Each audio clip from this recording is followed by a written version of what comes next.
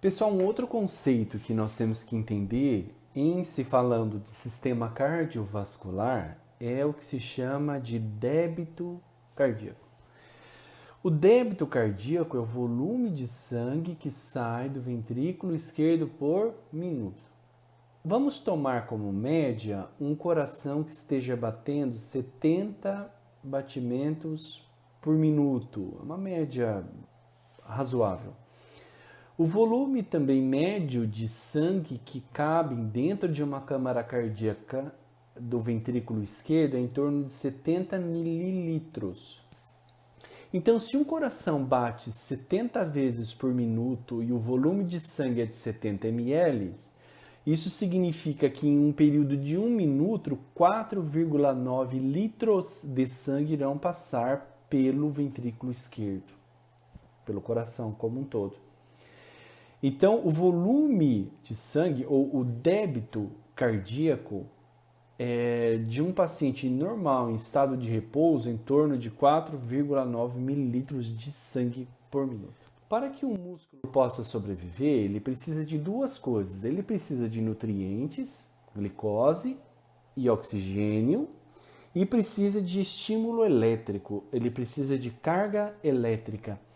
No músculo cardíaco, no sistema cardiovascular, esse estímulo elétrico ele é dado por alguns nodos. O primeiro deles é chamado de nodo sinoatrial ou nodo sinusal. O nodo sinoatrial ou nodo sinusal se encontra no teto do átrio direito. Ele faz um estímulo elétrico de tal forma que realiza a contração dos dois átrios simultaneamente e eles ejetam o sangue para os ventrículos. Existe um outro nodo no assoalho do átrio direito que coordena as ações do ventrículo.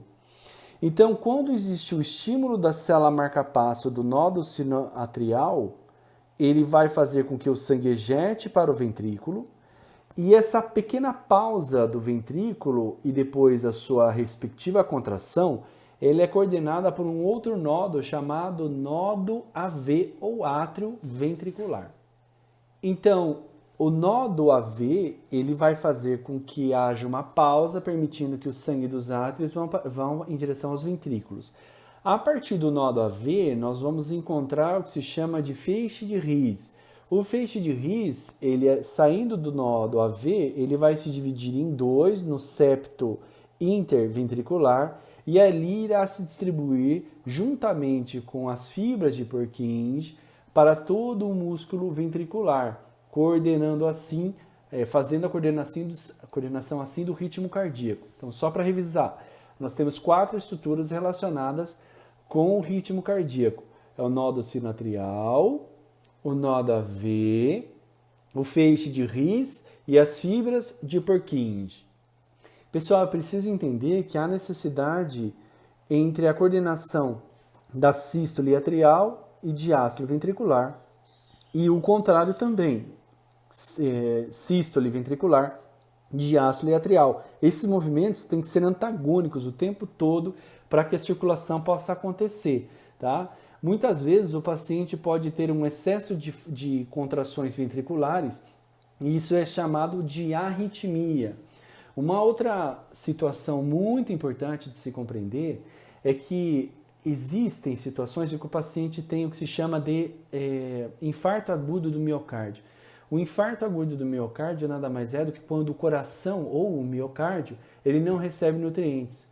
E esse músculo que deixou de receber a nutrição, ele entra em necrose e ele fibrosa. E obviamente que o tecido nervoso que ali estava, ele não vai funcionar mais. Então é muito comum em pacientes que têm infarto agudo do miocárdio, eles terem alterações de arritmia cardíaca também. É por essa razão.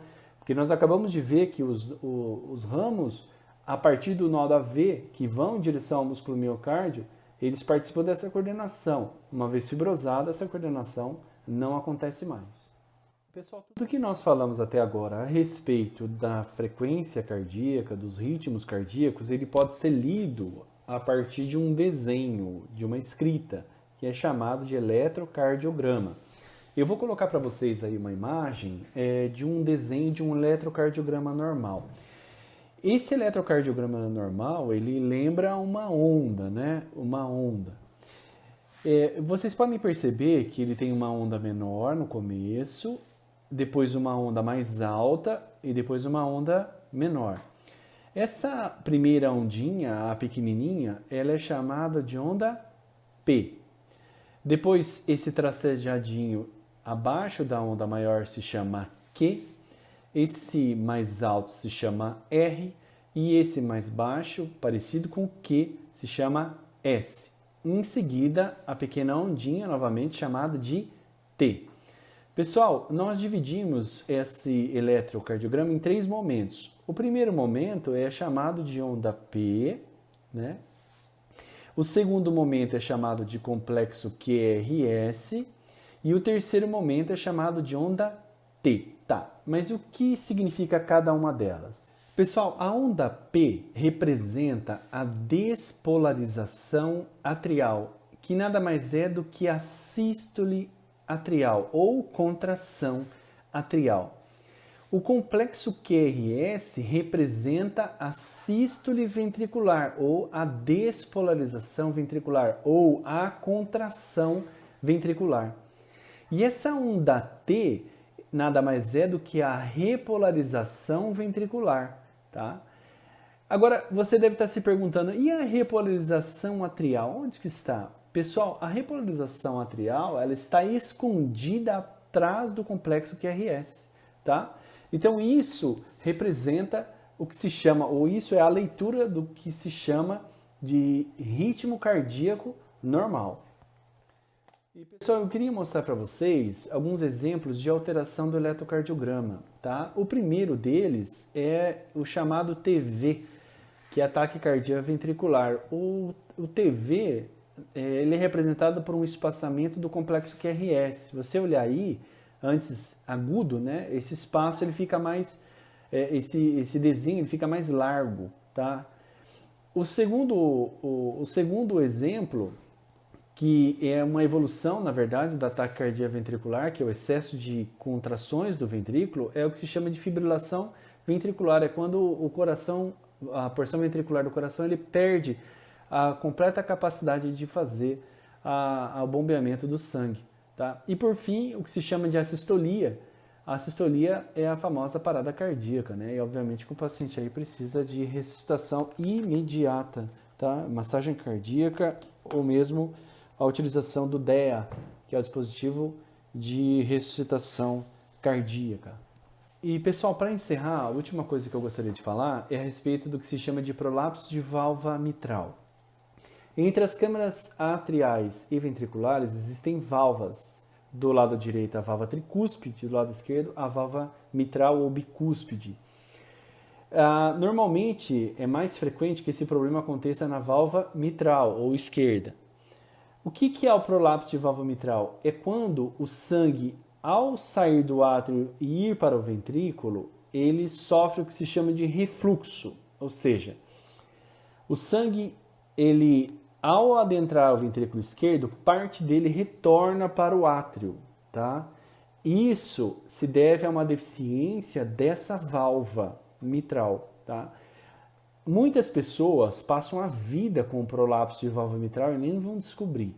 Mas esse problema, quando descoberto e quando é grave, muitas vezes requer procedimento cirúrgico para a instalação, muitas vezes, de válvula mitral artificiais ou heterólogas de outros animais, né? Então é um problema grave que, descoberto precocemente, quando grave, ele pode ser tratado, inclusive, cirurgicamente. Tá bem? Pessoal, espero que vocês tenham gostado desse vídeo. Por favor, dê um like e se inscreva caso vocês não sejam inscritos, tá bem? E até a próxima!